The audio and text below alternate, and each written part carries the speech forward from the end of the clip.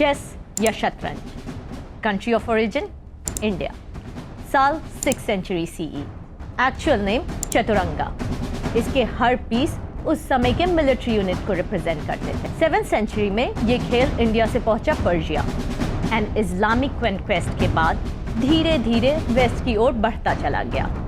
पहले Islamic influence and then southern Europe से होकर लगभग 1000 सीई में ये वेस्टर्न यूरोप तक पॉपुलर हो गया। जैसे जैसे चेस इस्लामिक वर्ल्ड और यूरोप में फैला, इसके रूल्स एंड नेम्स मॉडिफाई होते गए, बट इस वर्ल्ड पॉपुलर गेम का ओरिजिन इंडिया ही है। हेलो, मैं हूँ स्प्रिया और आज हम बात करेंगे 10 ऐसे इन्वेंशन के बारे में जिसकी शुरुआत भारत में हुई थी।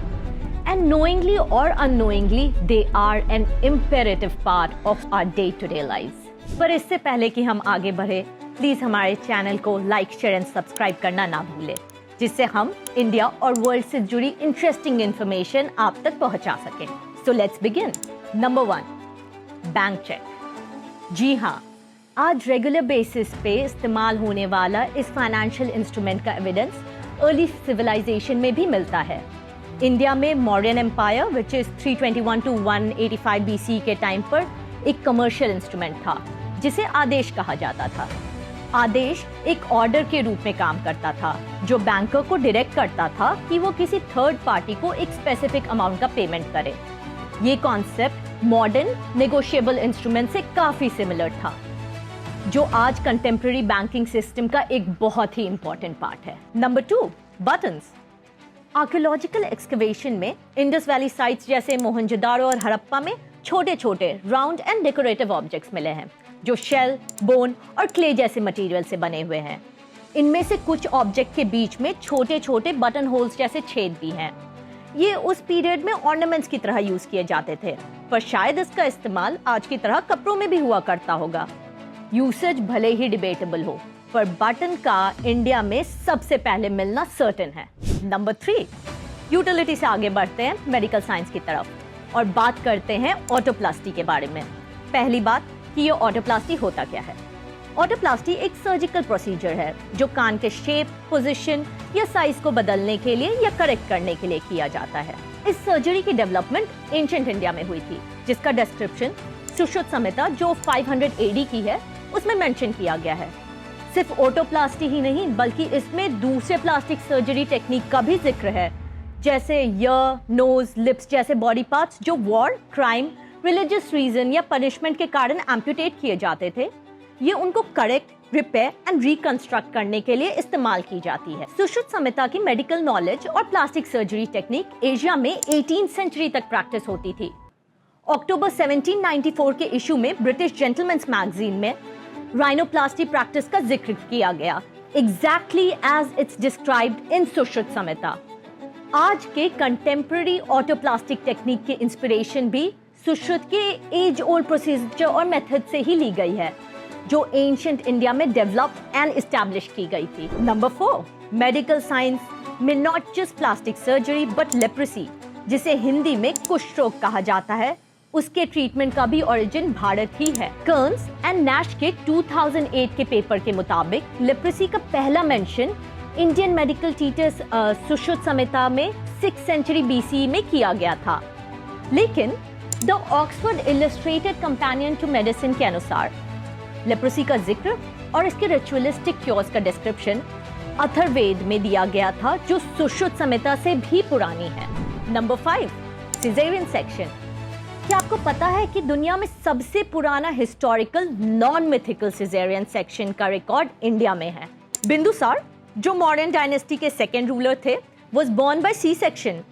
कहानी के हिसाब से बिंदुसार जब अपनी माँ की कोख में थे तो closer to the date of delivery उनकी माँ ने गलती से कुछ जहरीला खा लिया and she unfortunately died due to it. उनके डेथ के बाद चाणक्य, जो चंद्रगुप्त मौर्य के एडवाइजर और टीचर थे, उन्होंने अनबॉर्न बिंदुसार को बचाने के लिए सिजेरियन करके बच्चे को सक्सेसफुली डिलीवर किया था।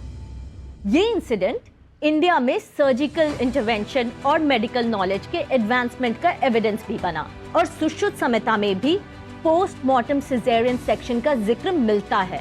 Number 6, would steel. क्या है would steel? Would steel ultra high carbon content steel बनाने की एक यूनिक इंडियन प्रोसेस थी। जो ईस्टर्न मेडिटेरेनियन रीजन में स्वॉर्ड के मैन्युफैक्चरिंग के लिए बहुत डिमांड में थी, क्योंकि इस क्वालिटी का स्टील पूरे दुनिया में और कहीं अवेलेबल नहीं था। आर्कियोलॉजिकल और तमिल लैंग्वेज लिटरली एविडेंस के हिसाब से इसका प्रोडक्शन इंडिया में 700 BCE के आसपास शुरू हो चुका था। चेरा डायनेस्टी के टाइम वुड स्टील को इंटरनेशनली ट्रेड किया जाता था। यूरोप और अरब वर्ल्ड तक इसके एक्सपोर्ट जाते थे। ये स्टील मिडिल ईस्ट में डेमास्कस स्वॉर्ड बनाने के लिए पर्टिकुलरली फेमस था। ये स्वॉर्ड अपनी एज शार्पनेस, फ्लेक्सिबिलिटी, स्ट्रेंथ और सरफेस के यूनिक पैटर्न के लिए जाने जाते थे।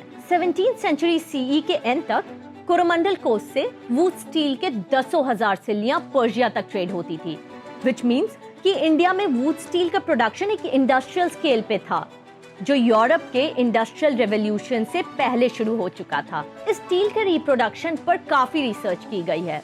Scientist doctor Oleg Sherby, doctor Jeff Wadsworth और लॉरेंस लिवरमोर नेशनल लेबोरेटरी ने वुड स्टील जैसे कैरेक्टरिस्टिक्स रिक्रिएट करने की कोशिश की, लेकिन सफल नहीं हो पाए। डॉक्टर JD वर्होवन और एल्फ्रेड पेंड्री ने कुछ सक्सेस हासिल की। चलो अब बढ़ते हैं मैथमेटिक्स की ओर। So number 7 is trigonometrical function. Zero का आविष्कार भारत में हुआ था, ये तो हम सब जानते हैं। ट्रिग्नोमेट्रिकल फंक्शन जैसे साइन और वर्साइन का ओरिजिन इंडियन एस्ट्रोनॉमी में हुआ, साथ ही कोसाइन और इनवर्साइन भी यहीं डेवलप किए गए। इन फंक्शन का डिटेल्स डिस्क्रिप्शन आर्यभट्ट ने 5th सेंचुरी के एंड में दिया, लेकिन ये फंक्शन शायद पहले ही सूर्य सिद्धार्थ जो 4th और 5th सेंचुरी के एस्ट्रोनॉमिकल डॉक्यूमेंट है उसमें डेवलप किए गए थे। बाद में 6th सेंचुरी के एस्ट्रोनॉमर वारामिहिर ने कुछ बेसिक ट्रिग्नोमेट्रिकल फॉर्मूला और आइडेंटिटी डिस्कवर किया, जैसे sin square x plus cos square x is equal to 1। ये हमारा एक बहुत ही इंपॉर्टेंट कंट्रीब्यूशन है in the field of mathematics, पर ये एक लौता नहीं है। नंबर 8 फिबोनाची नंबर्स। पहले तो फिबोनाची नंबर्स है क्या? एक सीरीज ऑफ नंबर जिसमें हर नंबर अपने पिछले दो नंबर का सम होता है। इसका सबसे सिंपल एग्जाम्पल है सीरीज 1, 1 + 1 2, 1 + 2 3, 5 8 और आगे इसी तरह। इसका इंपॉर्टेंस क्या है? ये नंबर अलग अलग फील्ड में यूज होते हैं, जैसे architecture, art, space exploration, engineering technology और कंप्यूटिंग। इंजीनियरिंग और टेक्नोलॉजी में फिबोनाची नंबर्स काफी इंपॉर्टेंट रोल प्ले करते हैं, जैसे population growth model, software engineering, task management और डेटा स्ट्रक्चर एनालिसिस में ये फ्रीक्वेंटली यूज किया जाता है। फिबोनाची सीक्वेंस का पहला डिस्क्रिप्शन एंशिएंट इंडिया के कई मैथमेटिशियन ने किया था, जैसे विरहांक ने 700 CE, गोपाल ने 1135 CE और हेमाचंद्रा ने 1150 CE में। ये सीक्वेंस संस्कृत प्रोसडी के अर्लियर राइटिंग से इंस्पायर्ड है, जिसका पहला रेफरेंस पिंगला के 200 BC के रचनाओं में मिलता है। संस्कृत प्रोसडी में ये सीक्वेंस मैट्रिक्स और सिलेबल पैटर्न के डिस्क्राइब करने के लिए किया जाता था।